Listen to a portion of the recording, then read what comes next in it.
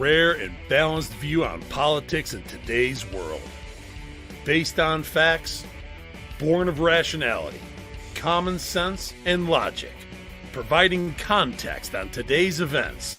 This is American Perspective with Rick Thomas. Hello, everyone, and welcome to American Perspective. I am your host, Rick. Well, obviously, there's a bunch of stuff. The same topic seems to be across the board on all of the news outlets. But I've said my piece last night. I'm not going to go into it into it much anymore. There is a couple of tangential things that are connected, but we're good to go. I'm going to take care of that here in just a minute. And it won't be long, I promise. It's not going to be that long. But one thing that the Democrats, leftists, literal morons, seem to have in common is that they do not know, or they essentially ignore, the realities of life. And so, we're going to cover some of that when it comes to crime and crime statistics. Yeah, great stuff. All right, folks, we have a new submission tonight for the pledge. Squishy has submitted her pledge for the Pledge of Allegiance. And so tonight, debuting, Squishy is on tap for tonight's Pledge of Allegiance. So if you are of mine, please stand, remove your hats if you're wearing one, like me. Place your hand over your heart and follow along with Squishy as she recites the Pledge of Allegiance. I pledge of allegiance to the flag of the United States of America and to the republic for which it stands, one nation under God, indivisible, with liberty and justice for all. Thank you, Squishy, for that wonderful submission to the pledge. For the pledge, I should say. Yeah, that is fantastic. And by the way, folks, that is number 19 in the list. That is number 19. So now I need number 20. That's right. We need to get one more to make it even. I like my even numbers. If you would like to hear your pledge played here on the program, all you need to do is record yourself reciting or performing the pledge in your style. Then take that audio file, video file, whatever kind of file that is, attach it to an email or share it to fans, F-A-N-S, at AmericanPerspective.online. That's fans, F-A-N-S, at AmericanPerspective.online. Bonnie, you're right. I am not going to be happy because of the fact that I want to grow. I want to expand. I need, I'm never going to settle. Let's just put it that way. I really don't want to settle. And that's the key. So being happy and settling, and those are, no, you gotta go, anyway. All right. Oh, 3 Chevy, of course, is talking about sending a file in recorded backwards. Oh, that takes you back to the 60s and 70s there, 3 Chevy.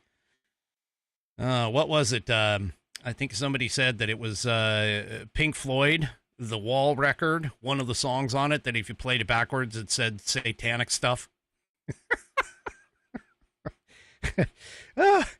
Oh, gosh. Anyway, all right.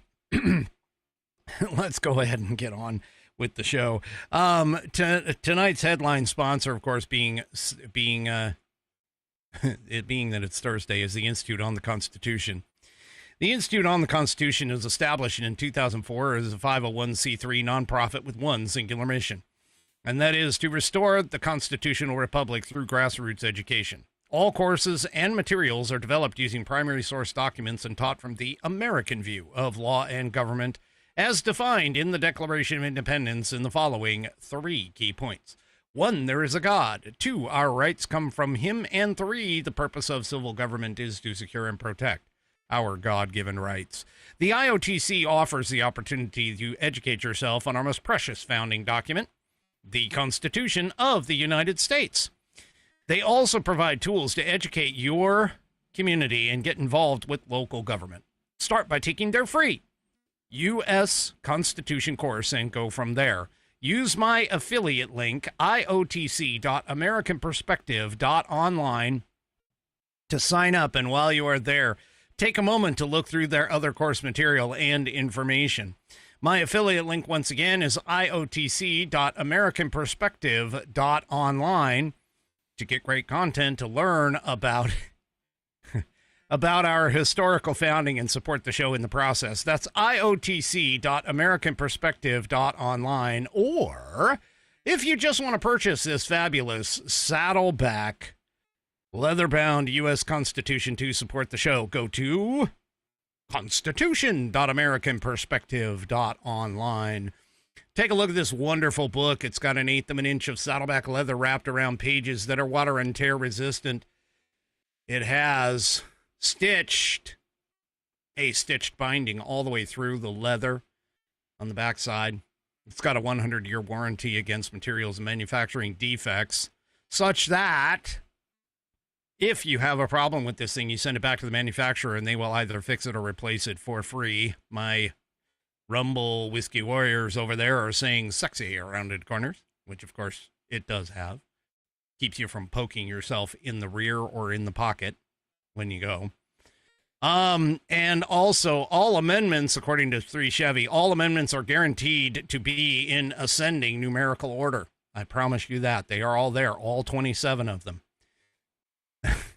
It is Buddy tested, Buddy approved, Billy tasted, Billy approved, and my youngest whiskey warrior has confirmed that the information contained within will help you study for your civics badge in scouting, possibly even your civics test if you still have those.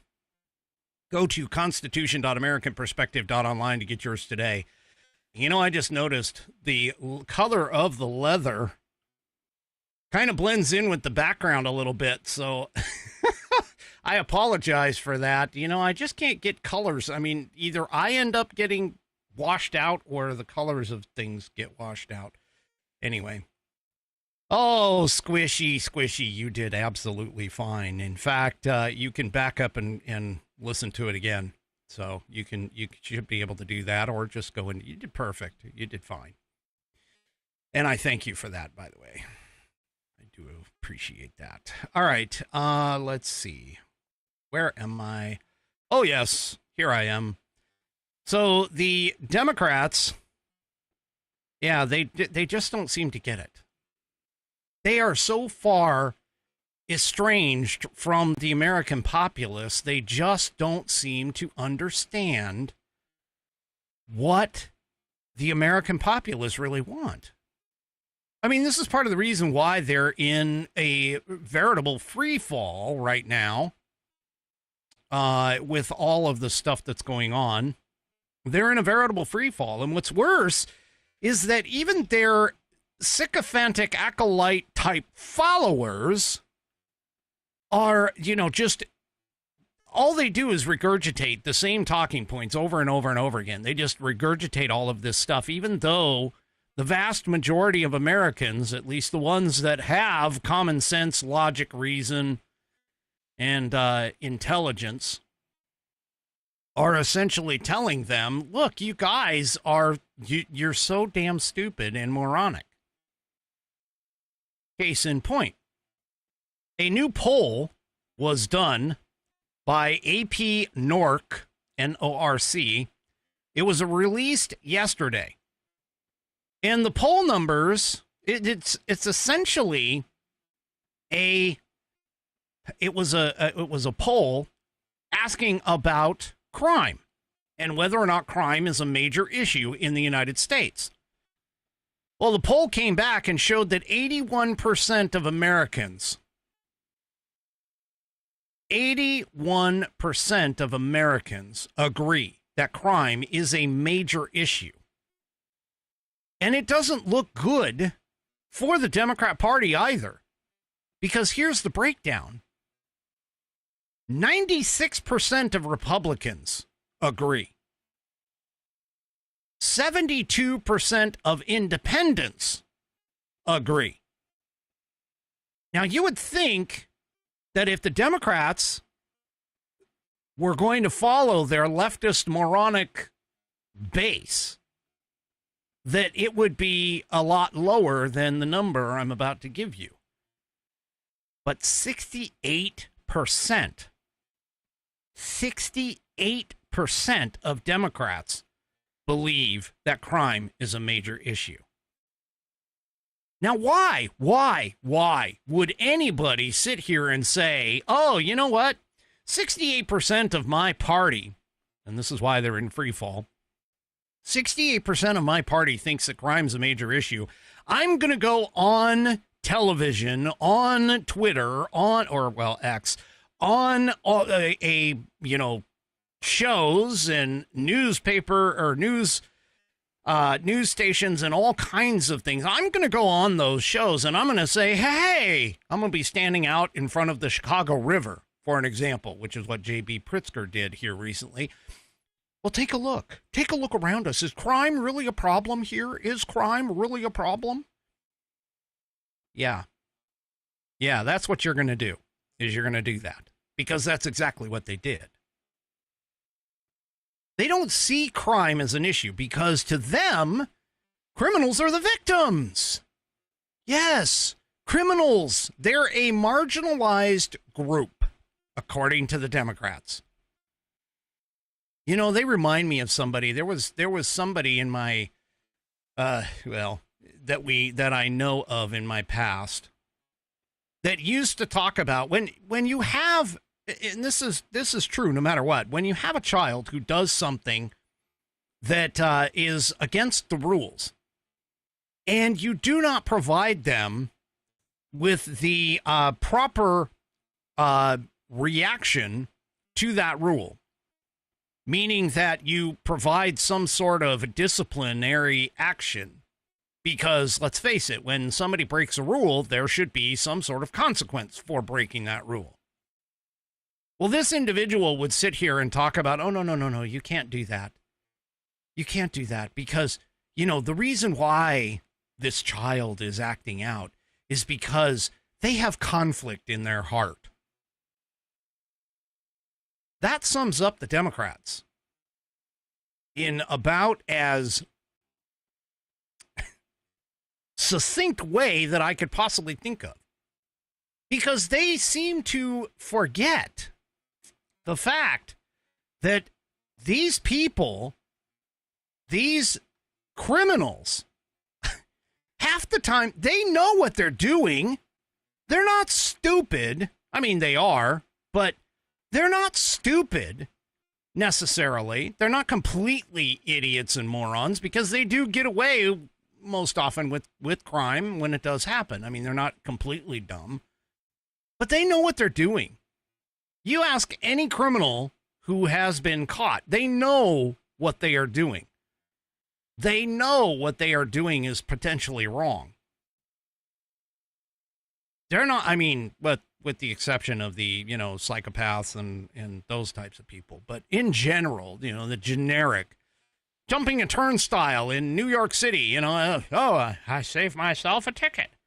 Yeah, so in other words, you knew that it was wrong. You were supposed to pay for that ticket, but you obviously jumped the turnstile, so, you know, getting a ride for free.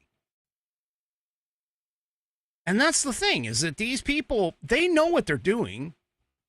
They've just never been given the consequence to that action. They've never been held responsible and accountable for that action. And as Bonnie points out, they just don't care. And the reason why they don't care is because they know that they're not going to get punished. They're not going to be held responsible. They're not going to be held accountable for their actions. This is the same in terms of Trump's takeover of D.C.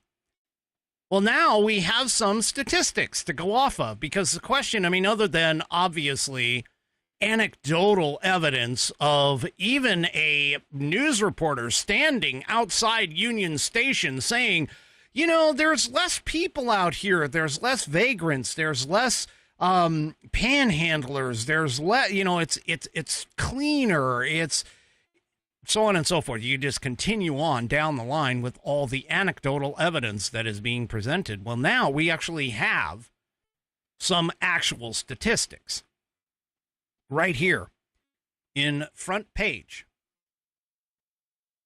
Violent crime is down 49% since Trump took over and put the National Guard in D.C. Robbery is down 62%. Theft, car thefts are down 35%. Other theft is down as well. I mean, how? You know, you sit here and you talk about this. What was the difference? It wasn't like an increase in arrests, although there have been an increase in arrests. But it wasn't as though, you know, all of a sudden these people just disappeared. No. It's because somebody took action and has placed individuals on the streets whose sole purpose is to prevent crime. And that's what they're doing. So regardless of what anybody sits here and it tells you, okay, there is this thing known as deterrence. Deterrence is an effective method to alleviate criminal activity. Because again, even as a child, if you go and steal from the cookie jar and get away from it, or get away with it, I should say, the chances that you're going to go and steal from that cookie jar again are going to go up because of the fact that you did get away with it. But if you don't get away with it and the punishment is worse than the perpetration of the crime itself, you'll have second thoughts on it. This kind of stuff is exactly what broken windows policing that Rudy Giuliani did in New York City. Again, you don't even really need to have necessarily the people there who, you know, are carrying guns or whatever. What they need is you need people in uniform. You need people who are readily identifiable. It's called showing the flag. And in a lot of cases, criminals will actually turn away because now all of a sudden the risk of them getting caught has increased.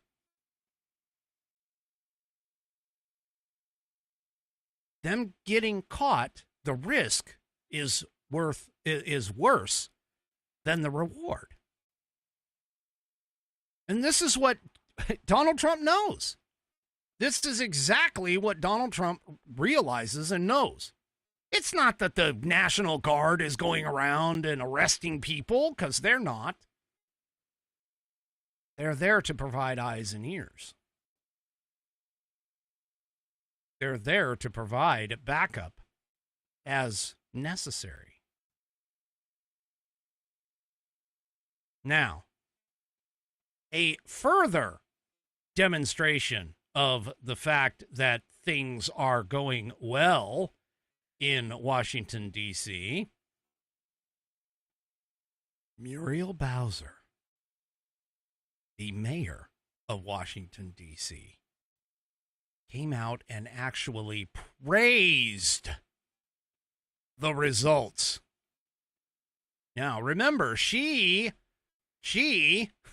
originally was like, no, you can't do that. Well, now she's changed her tune. Speaking with reporters, Bowser credited the cooperation between federal law enforcement and the Metropolitan Police Department for the significant reductions, particularly in carjackings.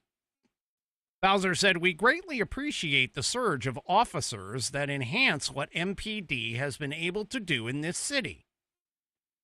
According to the mayor, carjackings were among the most troubling crimes in the district in 2023.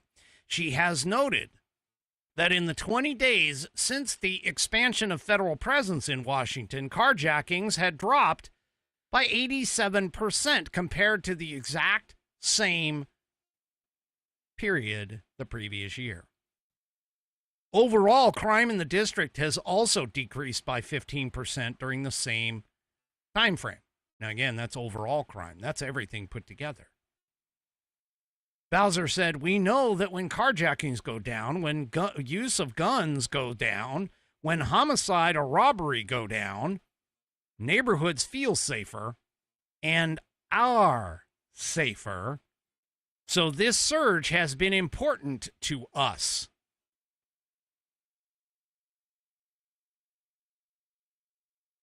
She also added that she has been in direct contact with Attorney General Pam Bondi and the White House Chief of Staff Susie Wiles throughout the entire law enforcement effort. She said that the collaboration has led to an increase in stops that have resulted in the seizure of illegal firearms and stronger accountability measures. She emphasized that the surge has provided resource the city needed to combat rising crime. She credited the enhanced coordination between local and federal authorities with disrupting criminal activity and giving law enforcement new tools to restore safety in neighborhoods across the city. Yeah. Folks, this is exactly. The Democrats don't want this because the Democrats need to live on the idea that, hey, we will take care of your problem, and then never taking care of the problem. That's why they offer up silly solutions and BS solutions for all of this. Things like, oh, well, crime is going up because people don't like the police. They don't like all of the present. Folks, I grew up in a time where if there was a problem in a public space, that if there was a problem in a public space, one of the first things that I was supposed to do was search out a person in uniform. Because back when I was growing up, the police were something to be respected. They were a, shall we say, a beacon of light for me as a child.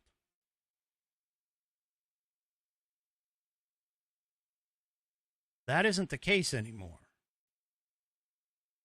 apparently. So, let's see. Wait a second. I gotta see here. Oh, yeah. So, apparently, crime, and keep in mind that crime is going down in D.C., and Donald Trump has been pointing out on multiple occasions that he wants to expand this to go elsewhere, which brings me to my Pritzker moment. Pritzker was talking about how, you know, hey, he was down at the Chicago River and saying, look, we don't have a lot of crime. Have you ever been to a city? Because I've been to Chicago. Granted, it was many years ago, but I've been to Chicago, and I'm just going to tell you, there are certain parts of every city that you can go to that you generally feel pretty safe. And there are other parts of the city that are generally places where people say, hey, yeah, you really don't want to go there. Well, J.B. Pritzker was, on the Chicago River, which is pretty much right in downtown Chicago. And there's a reality that these people need to essentially come to the conclusion with. Now, there's a Chicago resident in particular, Danielle Carter Walters. She is the co-founder of a group called Chicago Flips Red. And she made an appearance on Fox News, Ingram Angle, on Monday. And she threw out the gauntlet. She threw out the gauntlet to Pritzker and the mayor, both in particular, but she threw out the gauntlet to them. And let's take a real quick listen in terms of what she was talking about for this. Yeah, Danielle, he's trying to do the Gavin Newsom here, doing like the Trump troll. But we had 27 people injured over the weekend in violent events. People I talked to who've lived in Chicago for decades are afraid. They're still afraid. But we're supposed to believe it's all getting a lot better. Your reaction? We are not thinking about Pritzker or Brandon Johnson. We just had 4 mass shootings in the span of 1 month. 14 people got shot and 4 dead. We just had senior citizens laying shot, bleeding in the streets. And let's not forget the gentleman who we saw, who was on Facebook Live, get robbed and shot while he was sitting in his car. So we don't care about anything these people are saying. Tell Brandon Johnson and Pritzker, if Chicago is so safe, with Brandon Johnson especially, let's leave his 150 police detail. Fire them and walk around with no police detail. And Pritzker, no security. Come in my community, the south side of Chicago. Come over there and let's see you say how safe it is. You can't even sit in your car long. If you sit in your car, you know that it's a chance you're going to get carjacked, robbed, or shot. So tell him to come around in my neck of the woods and talk that. Yeah, Governor. So there you are. I mean, that's from a Chicago resident. And she's basically saying, hey, you come down to my neck of the woods. Come down to where I live. You know, these people, they don't seem to understand that, their crime is a problem in certain areas. Crime is a problem. It may not be the entire city, but crime is definitely an issue in spaces, in places. I can tell you right now, for Seattle, that area that is very difficult outside of now, again, the city of Seattle itself has been a problem here recently because of drug addicts and homeless, and, the whole city decided that it was going to become one medical shoot up everywhere. But I got to tell you, there is one area in Seattle, it's called the Central District. It's actually on the outskirts, toward the outskirts of downtown.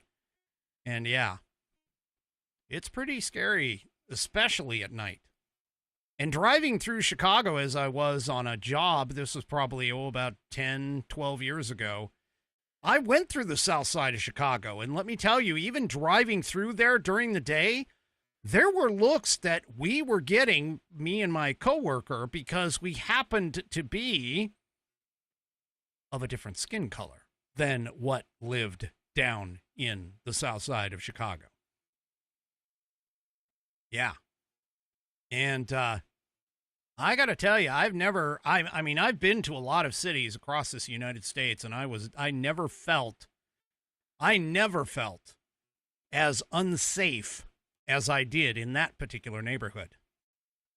So, Democrats, you can sit here and talk about how there's no crime anywhere, or that, oh, crime is not bad, and go and release criminals. But I can tell you this much: the American populace and the smart Americans, the common sense Americans, the ones with logic,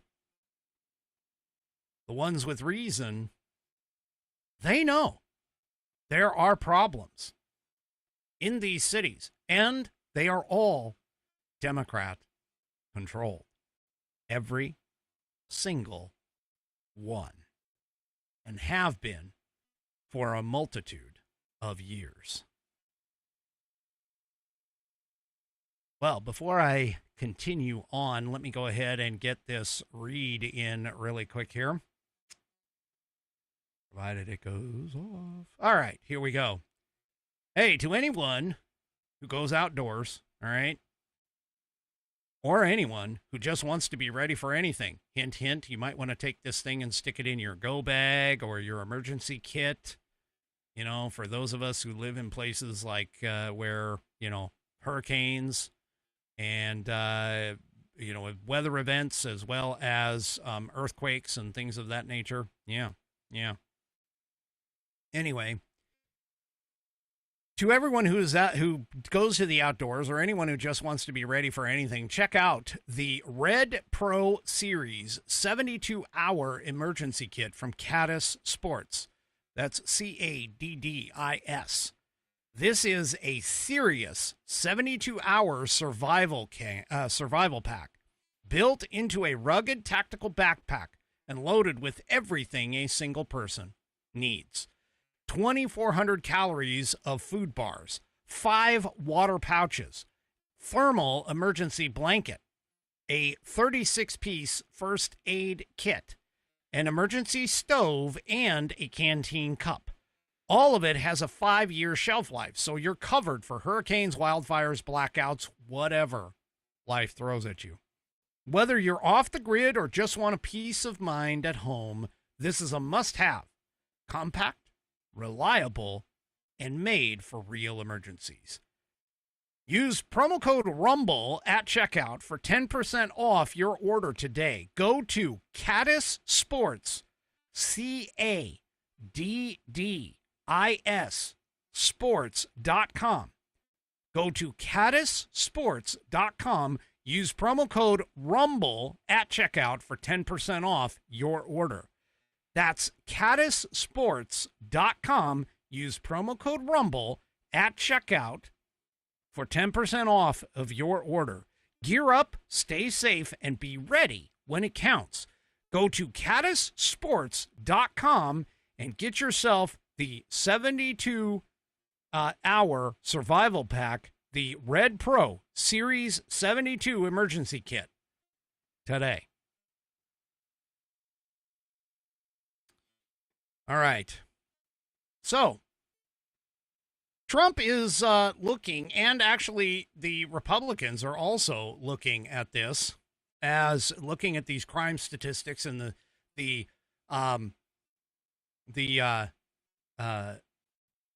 things that have been happening in D.C., and they've decided that, hey, we need to do something even further.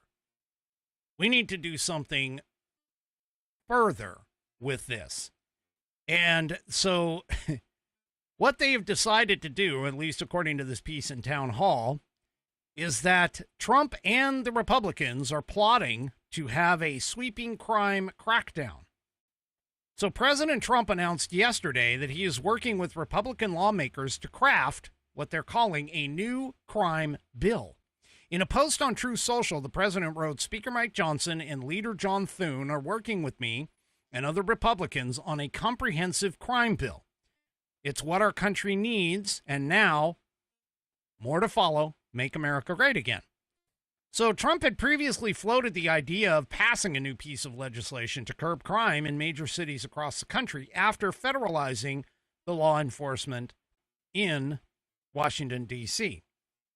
Trump said during a press conference, We think the Democrats will not do anything to stop crime, but we think the Republicans will do it almost unanimously. So we're going to need a crime bill that we're going to be putting in, and it's going to pertain initially to D.C. So now, granted, there haven't been any details that have been presented to us yet in terms of what the provisions might be in the crime bill. And it appears that Republican lawmakers may not necessarily be quite sure either. But then again, that came from Politico in terms of that. But yeah, so we'll just have to kind of see what is going to come of all of this. Now, keep in mind, if he does send National Guard troops, it's mainly, which he's talked about, it's mainly been to back up federal forces that are in those cities. In other words, it's mainly been to back up things like ICE or FBI or whatever. Federal forces happen to be in those cities. And so, contrary to the Democrats' popular belief and the leftist morons running around, they are all talking about these things, you know, oh, Trump's taking over the cities. He's going to take it over. No, he's just basically reinforcing, utilizing the National Guard. Because, again, specifically, the National Guard can play both roles. They're the only military-style force that can actually do that. But basically, they are there to back up civilian law enforcement. Well, here's something else that got announced. And I'm going to tell you, this actually kind of hits home. So the D.C. force, and this happened just after, reportedly, just after the school shooting in Minnesota. Apparently, Trump's D.C. force in Washington, D.C., federal authorities, this comes from the Daily Wire, and announced by Carolyn Levitt on Thursday's press briefing. There was a juvenile, a young person on Wednesday evening in Washington, D.C., who had threatened violence toward a school. Federal authorities had arrested this young individual. White House shared data with the Daily Wire that clarified the juvenile was arrested in what they call Ward 7 for threats to kidnap and injure, as well as receiving stolen property, possession of a large capacity feeding device, and unlawful possession of firearms and ammunition. Authorities executed a search warrant and recovered 7 firearms from this juvenile, who was arrested after an investigation was initiated based on social media posts allegedly threatening violence toward a school. Now, Levitt shared the news of the arrest after being asked by a White House reporter for called New Tang Dynasty Television. I don't even know who that's, but her name was Iris Tao. The question that was asked was about American parents who might be concerned for their child's safety after the Minneapolis shooting, which took place on Wednesday morning. So she responded back and said, yeah, we completely and totally understand the concerns of parents across the country. This tragedy is heartbreaking. As a parent myself, there are no words to describe just the heartbreak that these families must be enduring. Which is why the president and the first lady have encouraged everyone to continue to pray for those families and these victims, and it's why the administration is focused on removing public safety threats from our communities. So the individual she described as this was a juvenile who was a risk, not just to himself, but the community here in Washington, D.C., and he was removed from the community last night because of the law enforcement efforts of this administration. So, There you go.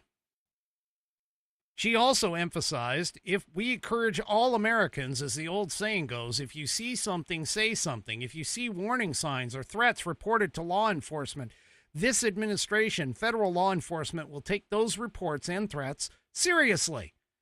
They will be treated as a law enforcement emergency and will act accordingly. Now, the arrest of the juvenile on Wednesday night was one of 105 arrests that night, including 32 illegal aliens. That brings the total number of arrests in Washington, D.C. to 1,283 since August 7th, when President Donald Trump's enforcement efforts began.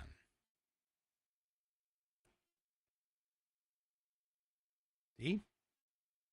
When you enforce the law, you make things safer for people. When you enforce the law, you make things safer for the American public. But it's not just the law enforcement part of it that the Trump administration is actually working towards. See, one of the things that has been a question in my mind, and keep in mind, I think any sensible individual, any common sense individual would be asking this question. We have all these kids who are essentially, if you think about it, you have all of these classifications of things like ADD, ADHD, and all these other ailments that are put on these kids. And it seems like the minute you have a child that may be, acting out or doing something that is not a part of the social structure, the first thing that you go to is you run off to the doctor and you say, what's wrong with my child? And immediately the doctor goes and puts him on some sort of a medicine, right? Rather than taking other methodologies and ways to take a look at things like, maybe change the child's diet, change the child's activities, or look at the behavior as a manifestation of something that is going on within their own environment, that something else needs to be discovered and worked on and changed, rather than just popping pills down these kids' throats. Well, the Trump admin apparently agrees with that kind of philosophy. Because according to this piece in Red State, the Trump admin is now launching an investigation to see if there's a link between psychiatric drugs and, well, they title this as trans violence, but I'm going to say and child violence after the Minnesota shooting. It's about damn time for them to look at this. And what they're going to be focused on is selective serotonin reuptake inhibitors. They're a class of antidepressant medications that are used to treat depression, anxiety, and other mood disorders. And they are frequently used to treat common mental health challenges, especially in younger adults seeking to transition in particular. Now, keep in mind, they're already, by seeking to transition, they are already suffering a higher rate of depression-related issues. Now, this is a good thing, folks. This is a good thing. And keep in mind, I'm not saying that there aren't ailments out there that medicine absolutely cannot help. What I am saying, though, is that we need to sit here and figure out different ways. You can't just automatically assume that some manufactured drug from some drug company is going to automatically just fix whatever the problem is. At some point, we have to accept the fact that there is some sort of challenge here with all of these kids. Believe me, going through puberty and going through the teen years and the relentlessness of now social media Yeah, all it takes is you can go and just get a social media account that is anonymous, and you can start ripping on other people for no reason. You can make yourself invisible, basically, and say really pretty hateful things to all kinds of stuff.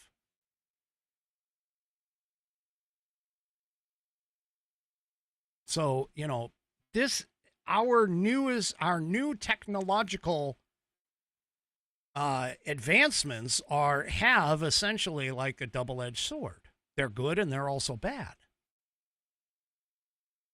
But good on the Trump administration for at least taking a look. And of course, Robert Kennedy is the one that he's announced these plans to include and initiate studies on the potential link between these SSRI drugs and the violent behavior that apparently can show up with some of this stuff.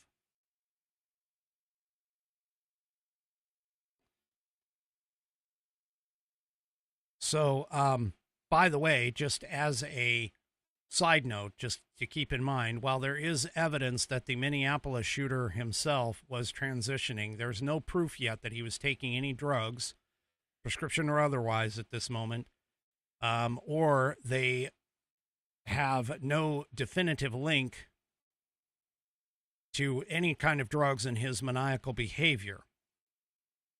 However, that being said, the statistics are not on his side being completely clean for that, just so you're aware.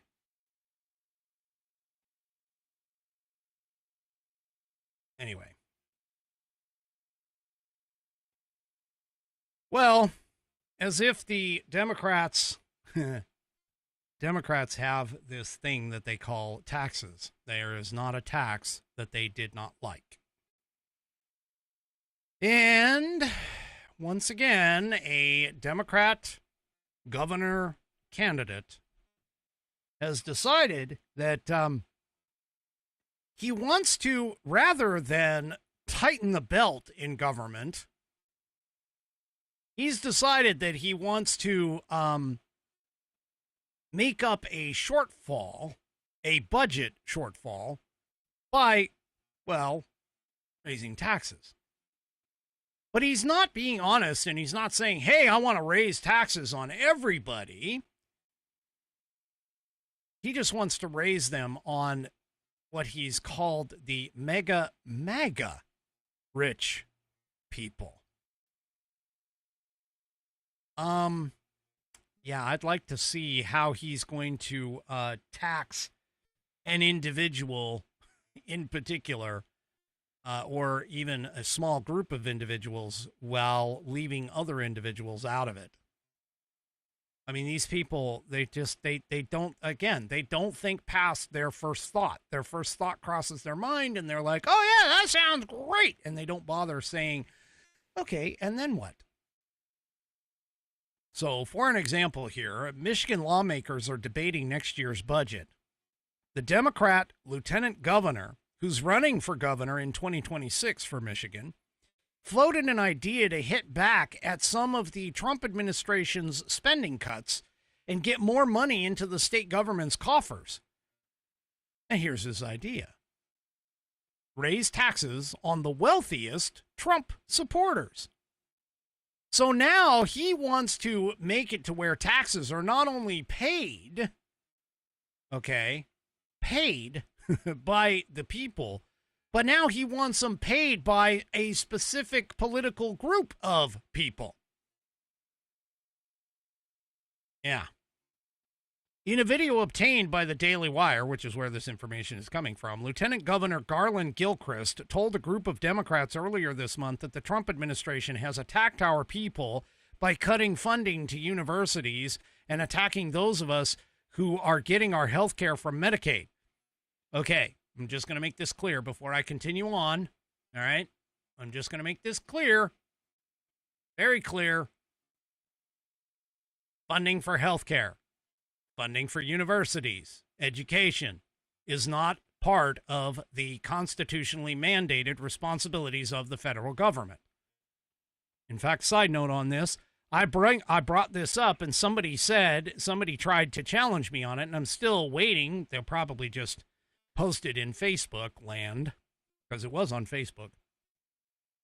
But posted on Facebook land that, oh, well, there is a section, because they were saying that they were talking about cancer funding and stuff like that. And I just simply said, hey, cancer funding, healthcare funding is not part of the federal government's job.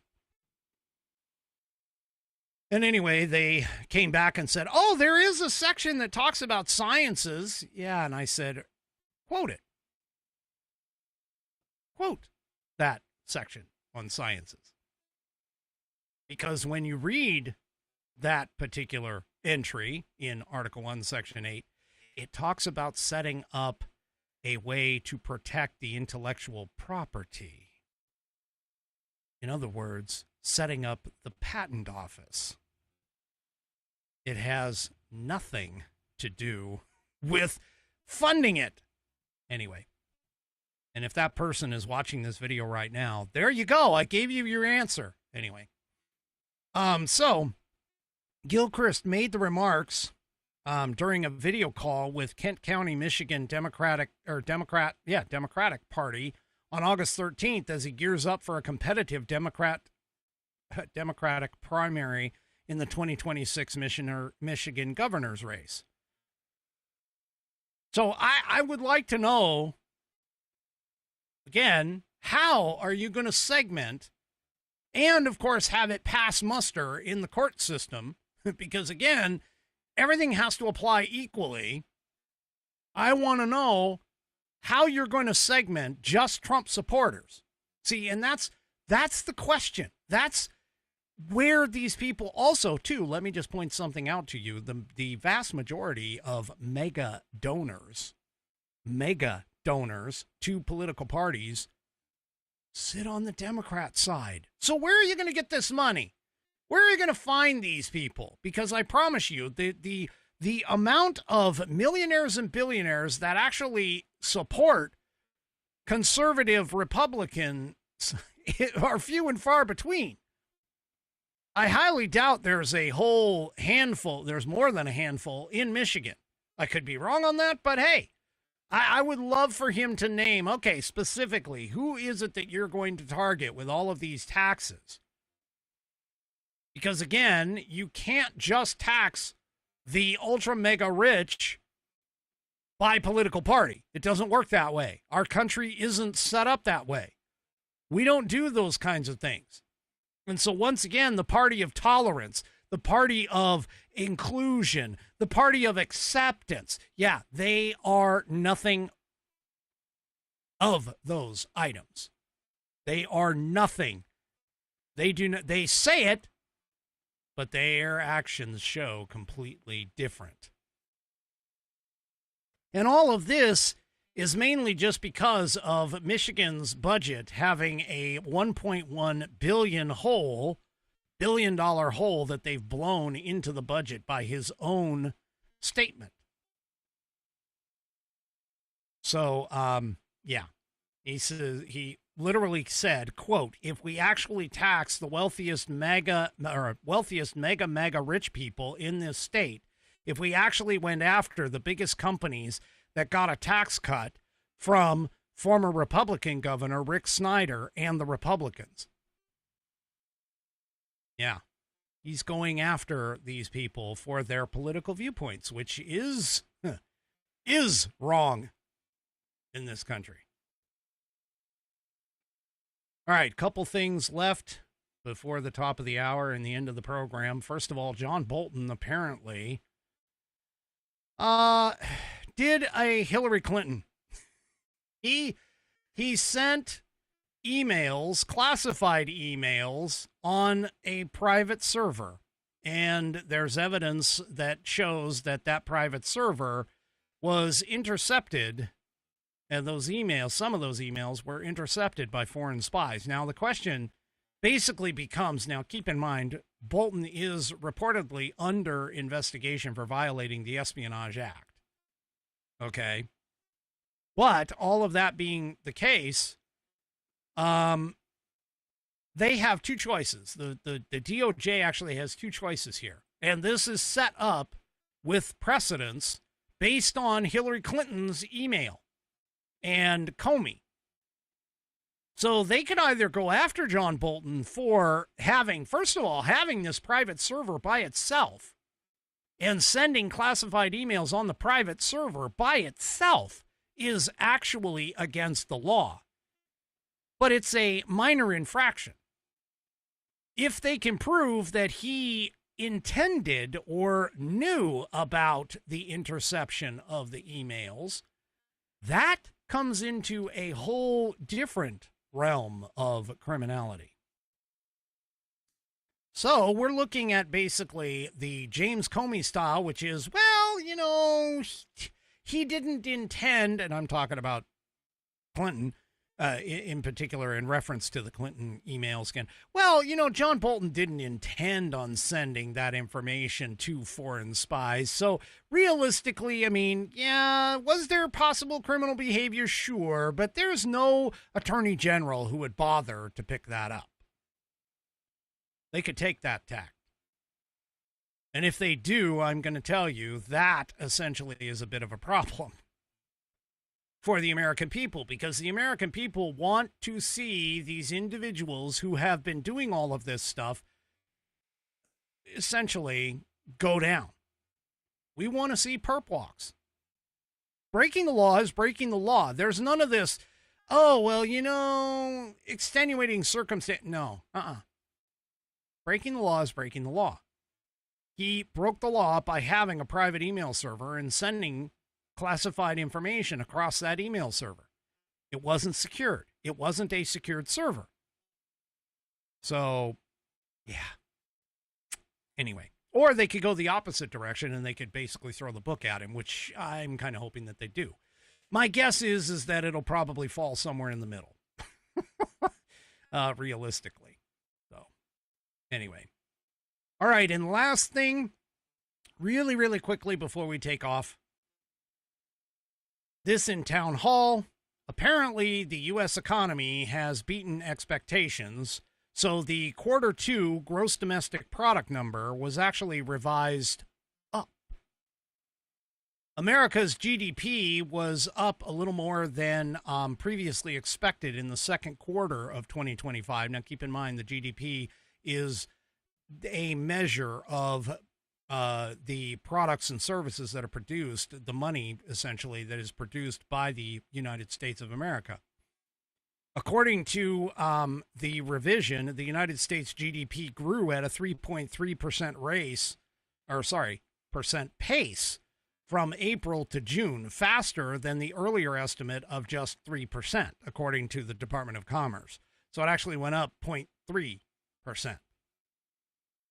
So, yeah, consumer spending contributed to the increase, rising by 1.6% as opposed to the initial estimate of 1.4%. A key measure, final sales to private domestic purchasers climbed 1.9%, up from the earlier 1.2% increase. Now, keep in mind, this is closely monitored by Federal Reserve officials to survey consumer demand and sales specifically within the United States. And inflation estimates, of course, remained unchanged or slightly improved.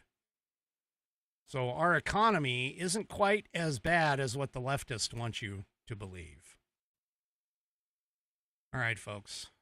That is it for this program, for this episode. Do me a favor, if you haven't already, head on over to rumble.com, get yourself an account. It is free.